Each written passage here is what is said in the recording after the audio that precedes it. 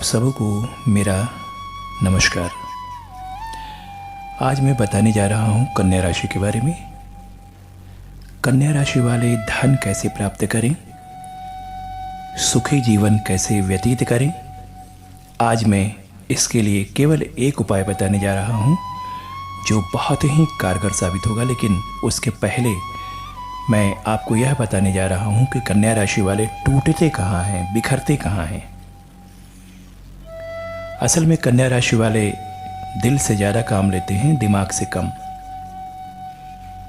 दूसरों से अधिक उम्मीदें लगा बैठते हैं और जब ये उम्मीदें पूरी नहीं होती तो वो अंदर से बिखर जाते हैं। मानसिक रोग की बात करें तो उनमें अकेलापन का भाव होता है।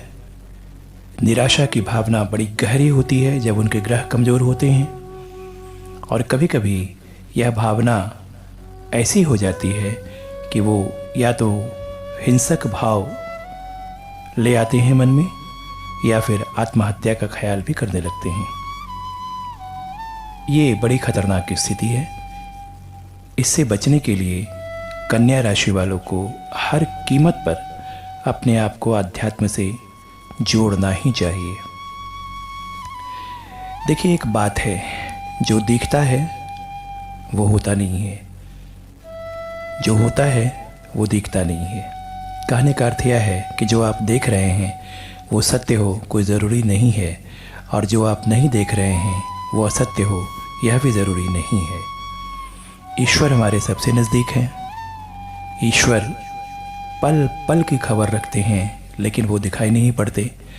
और जो दिखाई पड़ते हैं, जैसे हमारे मित्र, हमारे संबंधी, वो कब धोखा दे जाए इसका कोई ठिकाना नहीं है। आप में से बहुतों ने इस अनुभव को पाया होगा। तो आपको ईश्वर को सबसे निकटतम समझना चाहिए, तभी आपके भीतर आत्मबल का संचार होगा। वैसे कन्या राशि वाले जो बहुत टूटे हुए हैं, बिखरे हुए हैं, निराश हैं, वो हमसे ज़रूर एक बार संपर्क करें।